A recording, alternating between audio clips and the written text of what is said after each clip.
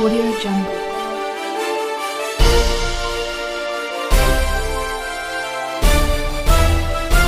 Audio Jungle. Hello friends, मैं महेश ताखर एक बार फिर विनायक कोचिंग इंस्टीट्यूट के यूट्यूब चैनल पर आपका स्वागत करता हूं। अभी अपन प्रॉफिट एंड लॉस का डिस्काउंट पोर्शन देख रहे थे और डिस्काउंट में अपन ने 2-3 क्लासें ऐड कर ली है। आज की इस क्लास में डिस्काउंट आपका कंप्लीट हो जाएगा। तो सबसे पहली चीज़ अपने पास था क्या, एक क्वेश्चन एक बच्चे की प्रॉब्लम थी, वो मैं पहले सोल्व करवा देता हूँ, उसके बाद अपन अपनी क्लास में कंटिन्यू करते हैं।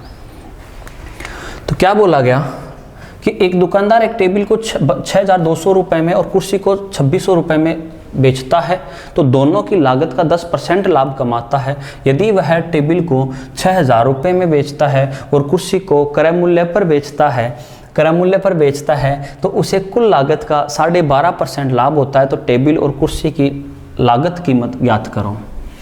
कोशिश करना समझने की, मैं एक बार टेबल की जो कीमत है, टेबल का जो क्रय मूल्य है उसको मैं x मान रहा हूँ। तो यहाँ से जो कुर्सी का जो क्रय मूल्य होगा वो मैं ये कह सकता हूँ क्या, y, एक बार समझाने के लिए। अब क्या समझ आया मुझे, एक बात समझ में आई कि सर इन दोनों की जो यानी x की जो विक्रय मूल्य था, x का जो विक्रय मूल्य यानी कहने का मतलब टेबल का जो विक्रय मूल्य तो सर मुझे दिया हुआ था एक बार, कितना 6,200 रुपये, और कुर्सी का कितना दिया हुआ था, कुर्सी का जो दिया हुआ था वो कितना 2,600 रुपये। तो इन दोनों का टोटल जो विक्रय मूल्य होगा वो क्या 8,800 रुपये होगा क्या। अब ध्यान देना, क्रय मूल्य कैसे निकालोगे। एक बात समझो, अगर मैं टेबल और कुर्सी दोनों का जो क्रय मूल्य अपने आप में 100% मान लूँ तो मुझे बताओ, और कुल लागत का 10% लाभ हो रहा है, तो क्या वो 8,800 ये विक्रय मूल्य कह सकता हूँ क्या। अगर लाभ को जोड़ोगे तो ये भी विक्रय मूल्य और ये भी क्या हो जाएगा, विक्रय मूल्य। तो 110% की जो वैल्यू आएगी वो 8,800 के बराबर आ गई। तो 1% की जो वैल्यू आई वो कितना आ गई, 80।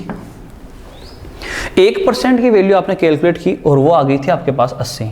अब मुझे बताओ 100% की वैल्यू क्या होगी फिर, क्या 80 गुणा में 100 और यहाँ पर कितना 8,000 के बराबर आएगी क्या।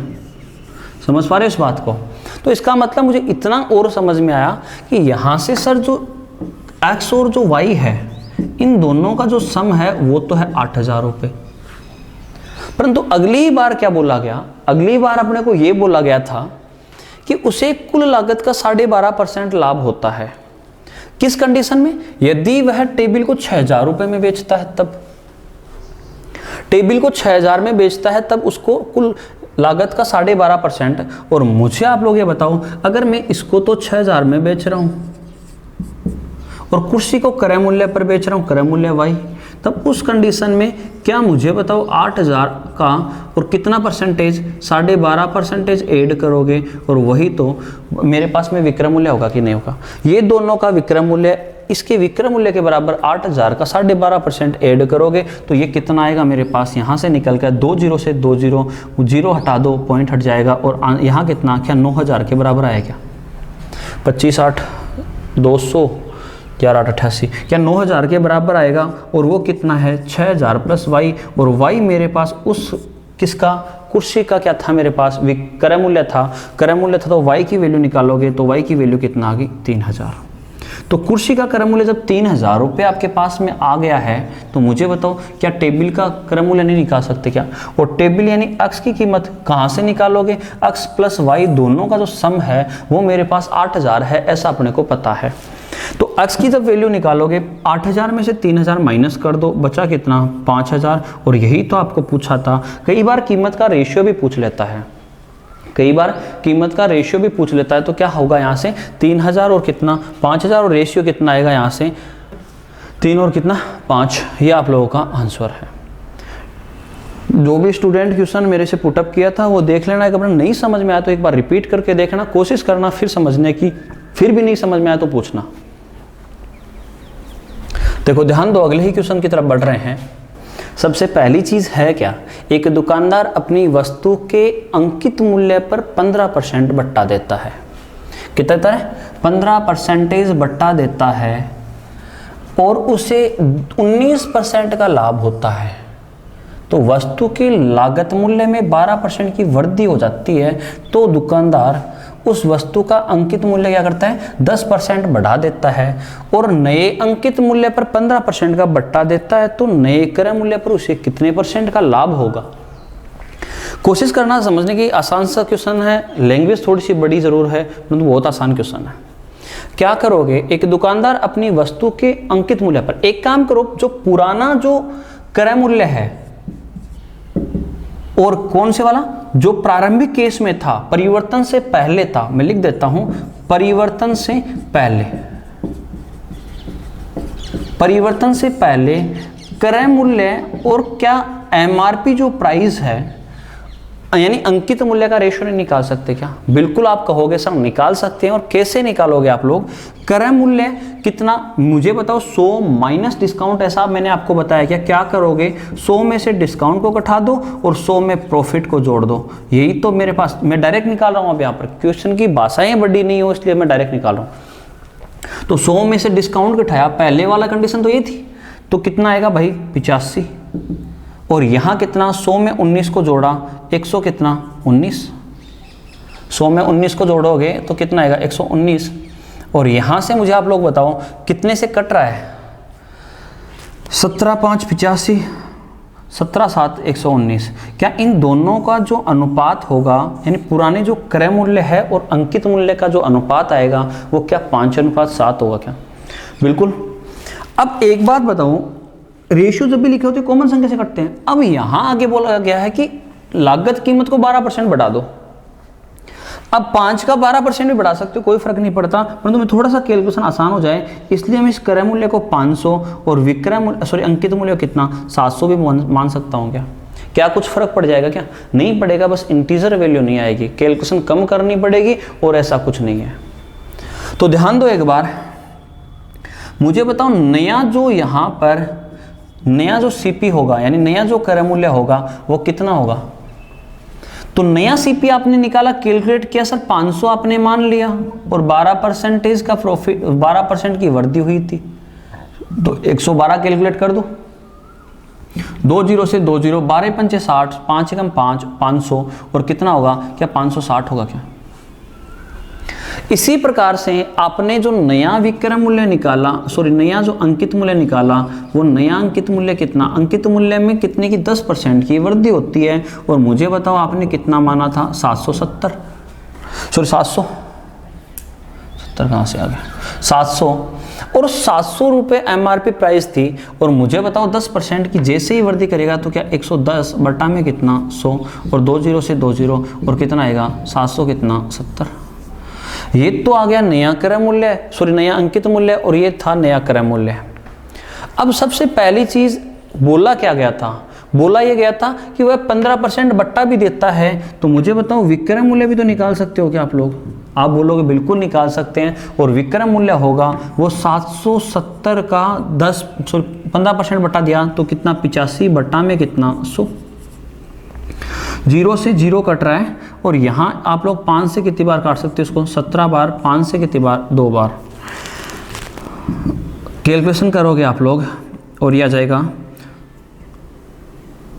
17 7 119 बचा कितना 11, 17 7 119 119, और ये कितना हो गया 17 7 119 और 9 उतारा कितना 11, और 17 7 119 119 120, और ये क्या 1309 अपॉन में 2 आ जाएगा क्या?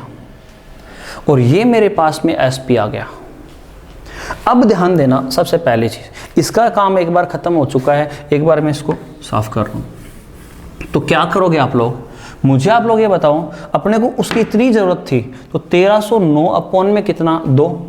अब ये तो था विक्रय मूल्य और ये था क्रय मूल्य। अगर आपको मैंने बोला बेटा प्रॉफिट बता दो, तो आपने कहा सर विक्रय मूल्य में से अगर मैं माइनस कर दूं क्रय मूल्य को तो मेरे पास में क्या आ जाएगा, प्रॉफिट आ जाएगा। और आपने यहाँ से माइनस किया, 2 से काटना चाहते हो काट लो, 2 से कितनी बार गया 6 दूनी 12, बचा कितना 1, 2 5 10, बचा कितना कुछ नहीं, तो यहाँ से कितना 2 चौक कितना 8, और पॉइंट में कितना 654 पॉइंट कितना आ रहा है 5। 654.5 में से 560 को माइनस करोगे और यहाँ तो कितना बचेगा 0.5 तो आपके पास ये बच रहा है, और यहाँ कितना 4, और ये कितना आ रहा है 15, 15 में से 6 गया, कितना बचेगा 9, और ये कितना 94.5 का ही तो लाभ होगा। और प्रॉफिट परसेंटेज आप लोग निकालोगे तो क्या कहोगे 94.5 का प्रॉफिट हुआ और 560 पर हुआ, गुणा में कितना 100, पॉइंट हटा दो, 0 काट दो, 0 से 0 फिर कट जाएगा। अब कुछ कट रहा है तो काट लो भाई। कैलकुलेशन आप लोग कर सकते हो, कितना आएगा 945 बट्टा में कितना 56% प्रॉफिट, ये आपका आंसर था। क्या कर पाओगे आप लोग? 3 से कट जाएगा वैसे, नहीं 3 से नहीं कटेगा, ठीक है, तो कर सकते हो।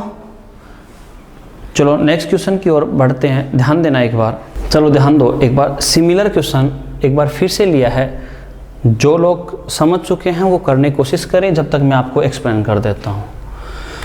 एक दुकानदार अपनी वस्तु के अंकित मूल्य पर 20% छूट देता है। अभी मैंने समझाया, तो पुराने क्रय मूल्य में स्पीड से बोलूँगा भाई, पुराने क्रय मूल्य और अंकित मूल्य का जो रेशियो होगा वो कैसे निकालोगे? 100 में से डिस्काउंट को घटा दो, कितना आएगा 80, 100 में प्रॉफिट को जोड़ दो, कितना आएगा 125, कट रहा है 5 से 16 बार, 5 से 25 बार, अनुपात कितना 16:25, कितना मानोगे? क्रय मूल्य कितना मान लो अब 1600, विक्रम अंकित मूल्य कितना मान लोगे 2500 रुपये। अब क्या बोला गया था, जब क्रय मूल्य को 10% बढ़ा दिया जाता है, तो क्रय मूल्य को 10% बढ़ाओगे तो कितना नया जो क्रय मूल्य होगा वो कितना आएगा भाई? नया जो क्रय मूल्य आएगा वो 1600 का 110%, तो क्या 20 से 20, और यहाँ कितना आएगा, यहाँ से 6, 7 और कितना 1760 रुपये आ रहा है क्या? इसी प्रकार से नया जो अंकित मूल्य होगा, नया अंकित मूल्य कैसे निकालोगे भाई? वही है 2500 रुपये क्रय मूल्य इंटू में कितना, 2500 रुपये क्रय मूल्य इंटू में कितना, कितना परसेंट बढ़ जाता है? 25% बढ़ जाता है, तो कितना करोगे 125 बटा में कितना 100, 20 से 20, कितना आएगा 25 5 कितना 125, बचा कितना 12, 25 दूना 50, 12 कितना हो गया 62, बचा कितना 6, 25 से कम 25, 2507 कितना 6 कितना हो गया 3100 कितना 25। ये आपका यहाँ पर नया अंकित मूल्य, जो नया अंकित मूल्य जो आया वो 3125 आ रहा है। अब मुझे बताओ नए अंकित मूल्य पर 20% बट्टा देता है, यानी कितना लेगा भाई? कीमत को 80% ही लेगा क्या? और 80% कीमत को लेगा तो क्या विक्रय मूल्य आप लोग निकालोगे, और विक्रय मूल्य कितना होगा 3125 का 80%, और यहाँ कितना होगा 20 से 4 बार, 20 से 5 बार, 5 से कितनी बार गया 5 से जाएगा ये आपका 5 6 30, और बचा कितना 1, और 5 दूनी 10, और कितना 625 बार जा रहा है क्या? तो कितना आएगा 6 चौक 2400, 25 चौका 100, और कितना आया है 2500 रुपये विक्रय मूल्य आ गया क्या? समझ पा रहे हो इस बात को?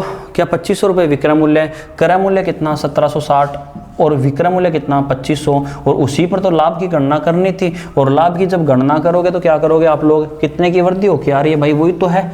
और 2500 में से अगर 1760 को घटाओगे, 2500 में से 1760 को घटाओगे, और वही तो आपके पास में लाभ होगा क्या? और यहाँ कितना आएगा भाई? यहाँ आ गया आपके पास में 700 कितना 40 रुपये का, 700 कितने का आ रहा है 40 का आ रहा है, और 740 का लाभ हो के आया। अब मुझे बताओ 740 का लाभ हुआ है कितने पर हुआ है भाई?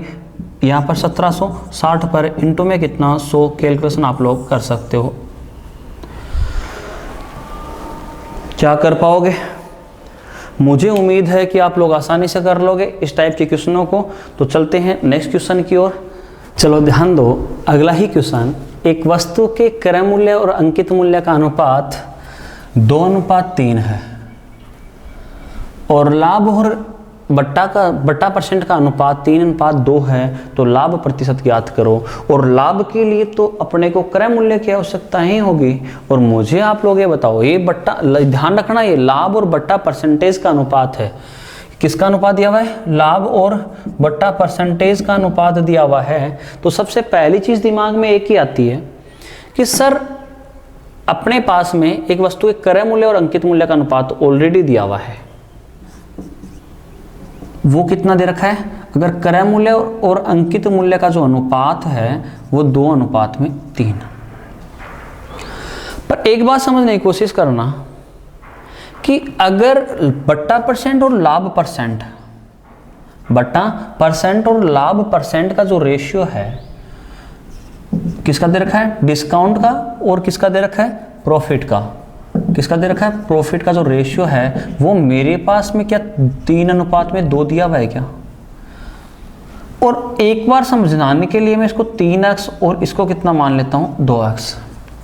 अब एक छोटी सी बात मैंने आपको समझाई थी कि अगर प्रॉफिट और बट्टा इस प्रकार से दिया हुआ है तो मुझे बताओ, मैंने शॉर्ट वे आपको समझा रखा है कि आप लोगों को अगर मैं ये पूछूं बेटा क्रय मूल्य और अंकित मूल्य का रेशियो बता दो, फिर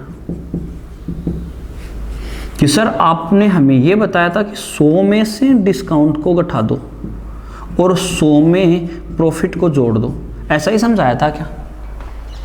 अगर ये बात आपको बार बार मैं रिपीट करूं, अगर ये बात अगर आपको याद है, 100 में से डिस्काउंट को घटाओगे तो कितना 100 माइनस 2x और यहाँ कितना 100 प्लस में कितना 3x, यही होगा क्या।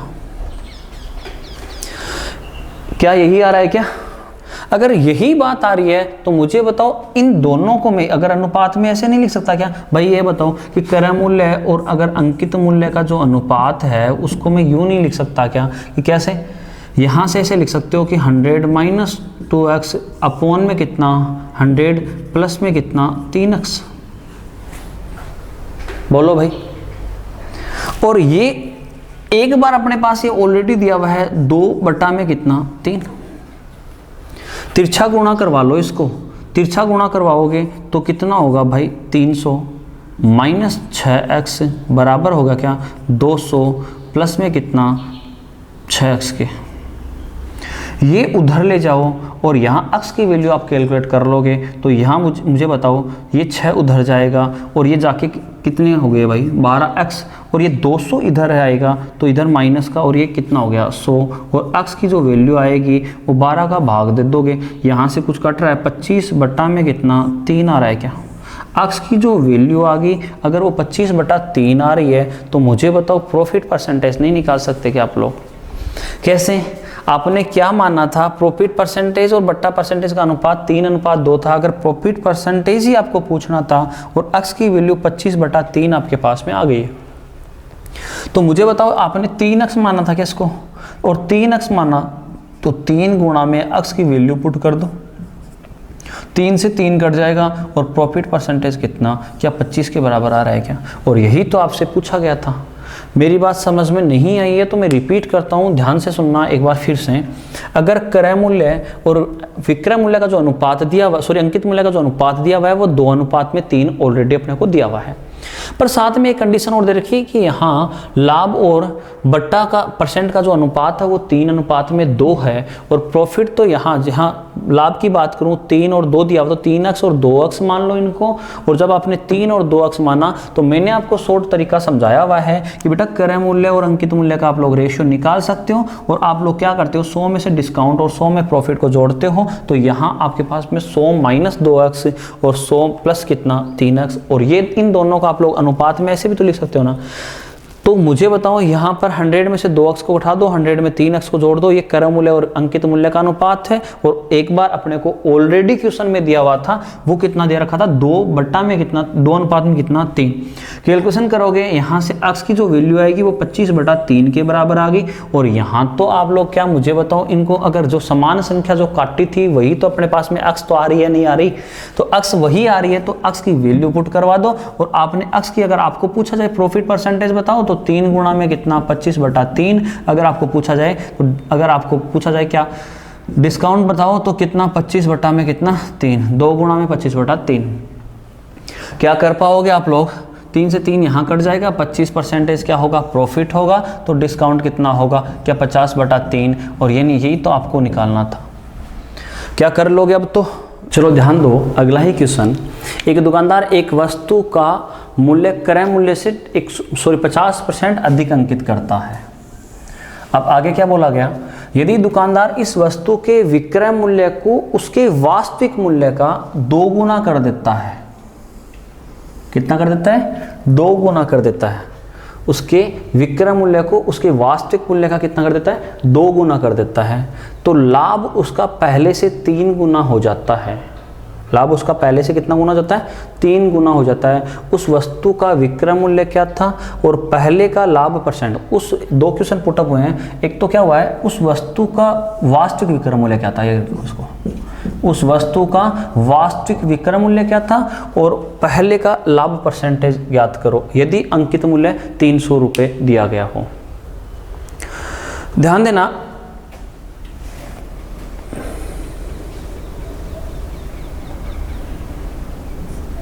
इसको भी वास्तविक विक्रय मूल्य कर लो। एक बार समझने की कोशिश करना, सबसे पहली चीज अपने पास है क्या।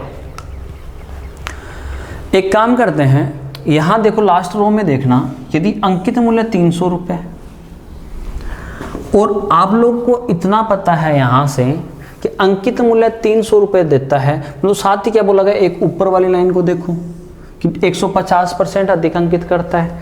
तो यानी एमआरपी अगर आपको 300 रुपये दी हुई है तो क्या यहां से क्रय मूल्य नहीं निकाल सकते क्या? बिल्कुल आप लोग निकालोगे कि सर 150% की जो वैल्यू दे रखी थी वो 300, तो 300 बटा में 150 इंटू में कितना 100 और एमआरपी कितनी आएगी इसकी 200 रुपये। सॉरी एमआरपी कितना 300 और क्रय मूल्य अपने पास में यानी यहाँ पर सीपी जो आएगा, कॉस्ट प्राइस जो आएगी वो कितना आ गई 200 रुपये। अब ध्यान दो, एक बार दो चीजें मेरे पास में आ चुकी है। अब यहां से एक बार समझाने के लिए मैं विक्रय मूल्य है उसको मैं अक्स मान सकता हूं क्या?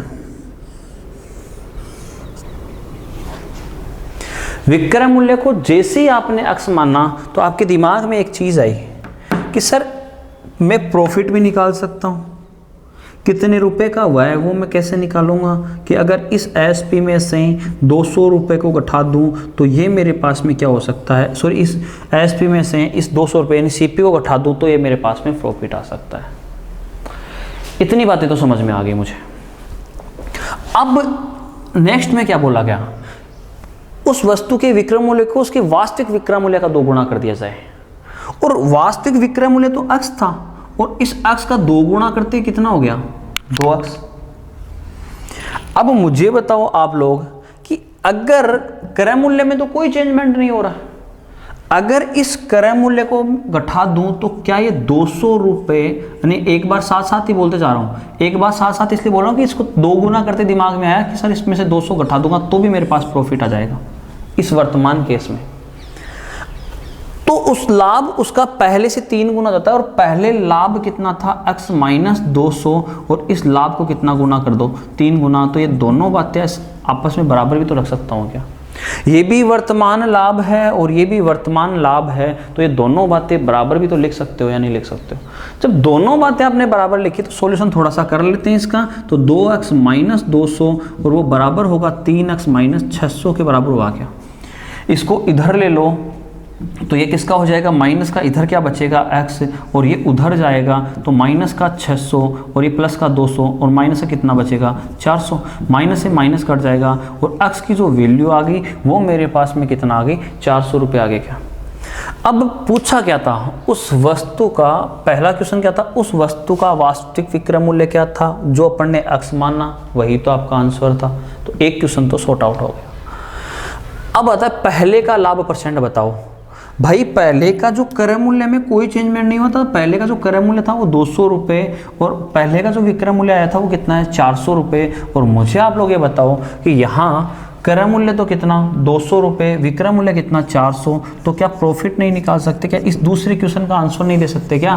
तो 200 रुपये का प्रॉफिट हुआ और कितने पर हुआ 200 पर, गुणा में कितना 100 और 200 से 200 कट जाएगा और कितना परसेंट प्रॉफिट आएगा 100% प्रॉफिट।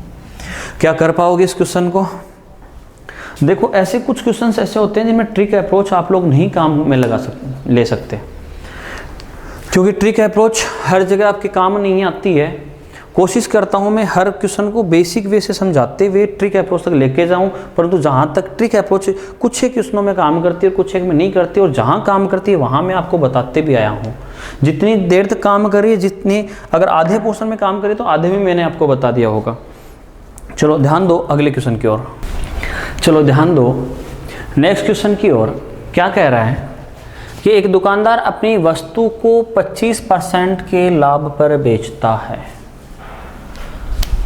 क्या बोला गया, यदि एक दुकानदार अपनी वस्तु को 25% के लाभ पर बेचता है तो क्या एक बार क्रय मूल्य अपने आप में 100% होता है क्या? तो क्या मैं ये कह सकता हूँ क्रय मूल्य अपने आप में 100% था, और जो अगर बेचता है 25% के, तो प्रॉफिट जो परसेंटेज दिया हुआ है वो कितना 25%। तो क्या अगर मैं आपसे पूछूं बेटा इसका विक्रय मूल्य बताओ, तो आपने क्या कहा सर 125%। स्वाभाविक सी बात है, क्रय मूल्य में लाभ को जोड़ोगे और विक्रय मूल्य आएगा 125%। यदि वह दुकानदार उस वस्तु के विक्रय मूल्य की 25% के लाभ पर बेचा होता, विक्रय मूल्य का 25% बोल रहा है, तो उसका लाभ क्रय मूल्य का 5% प्लस 100 रुपये अधिक होता, तो वस्तु का क्रय मूल्य ज्ञात करो। तो ध्यान देना एक बार, सबसे पहली चीज दिमाग में एक ही चीज आती है, क्या करोगे आप लोग, मुझे आप लोग ये समझाने की कोशिश करना। अब जो नया जो विक्रय मूल्य होगा, यानी नया जो लाभ होगा, सॉरी नया जो लाभ होगा वो कितना होगा। सर बोले 125% का कितना बोला गया था भाई, 25% के लाभ पर बोला गया, तो कितना आएगा 4 तियां 12 और कितना 31.25 लिख सकता हूं क्या, 4 दूनी 8 और 4 पंचे 20, ठीक है 31.25% की बात कह रहा है क्या, समझ रहे हो मेरी बात को। मैं एक बार फिर समझाता हूं, क्रय मूल्य 100% अपने आप में, प्रॉफिट 25% था, तो एसपी जो आया, विक्रय मूल्य जो आया वो 125%। अब ये बोला गया यदि वह दुकानदार उस वस्तु के विक्रय मूल्य के 25% के लाभ पर बेचता, और उस वस्तु का जो विक्रय मूल्य तो 125% था, और इसकी विक्रय मूल्य का 25% लाभ कितना होता, 31.25 ही तो होता क्या। और ये दूसरा ये आ गया। अब क्या बोला गया, तो उसका लाभ क्रय मूल्य का 5% प्लस में 100 रुपये अधिक होता। तो इसका मतलब क्रय मूल्य के, तो क्या मुझे बताओ, अब जो लाभ आया 31.25% है, उसमें से अगर मैं इस पहले क्रय मूल्य के लाभ को यानी 25% को घटा दूं, तो क्या वो बराबर हो सकता है कि 5% प्लस 100 रुपये के बराबर। और ये उधर आगे माइनस का हो जाएगा, और ये कितना हो गया माइनस का 30, और 31.25 माइनस कितना 30% इक्वल में किसके आया 100 के।